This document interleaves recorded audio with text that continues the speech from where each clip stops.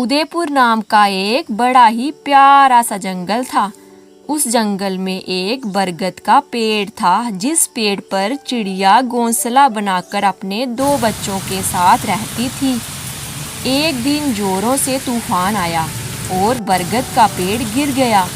पेड़ के नीचे दबकर चिड़िया मर गई, लेकिन सौभाग्य से उसके दोनों बच्चे बच गए। तेज हवा चिड़िया के एक बच्चे को उड़ाकर गुफा के पास ले गई, जहाँ डाकू रहा करते थे, और चिड़िया का दूसरा बच्चा ऋषि मुनियों के आश्रम के पास जाकर गिरा। समय बीतने लगा, दोनों बच्चे बड़े होने लगे।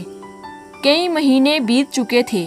एक दिन एक राजा जंगल में शिकार करने आया और रास्ता भटक गया। वह बहुत थका हुआ था। एक स्थान पर उसने अपना घोड़ा रोका और पेड़ की छाया में आराम करने लगा। जहां वह आराम कर रहा था, उसके पास ही एक गुफा थी। राजा ने अपनी आंखें बंद ही की थी कि जिस पेड़ के नीचे वह आराम कर रहा था, उस पर बैठी चिड़िया बोल पड़ी, जल्दी आओ, जल्दी आओ।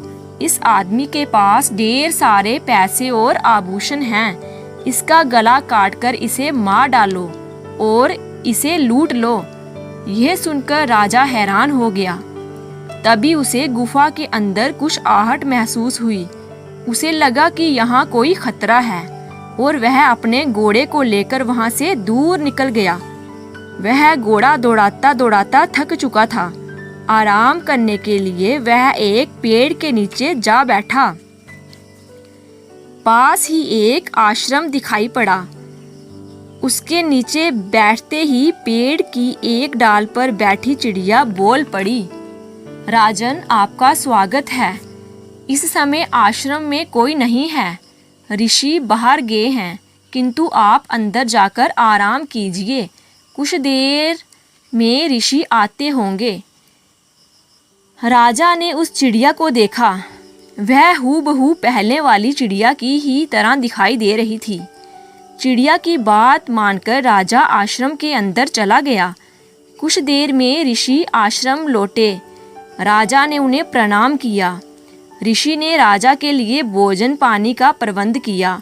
आराम करने के बाद राजा जाने लगा तो उसके मन में जो प्रश्न था उसने ऋषि से पूछ लिया, गुरुवर, आपके आश्रम के सामने स्थित पेड़ पर जैसी चिड़िया है, हूबहू वैसी ही चिड़िया मैंने कुछ दूरी पर स्थित एक गुफा के पास के पेड़ पर देखी, लेकिन दोनों की बोली में बहुत अंतर था। मैं हैरान हूँ कि एक जैसी चिड़िया होने के बाद भी दोनों में इतना बड़ा अंतर। ऋषि ने उत्तर दिया, राजन, वह दोनों एक ही चिड़िया से जन्मे थे और तूफान से बिछड़ गए। एक डाकुओं की गुफा के पास उनकी संगत में बड़ी हुई और उनकी बोली सीख ली। एक हम ऋषियों की संगत में बड़ी हुई और हमारी बोली सीख गई। सब संगत का खेल है। इस कहानी से हमें यही सीख मिलती है, हमारी संगत का हमारे जीवन पर गहरा प्रभाव पड़ता है। इसलिए सोच समझकर संगत का चुनाव करना चाहिए, क्योंकि जैसी संगत वैसी रंगत।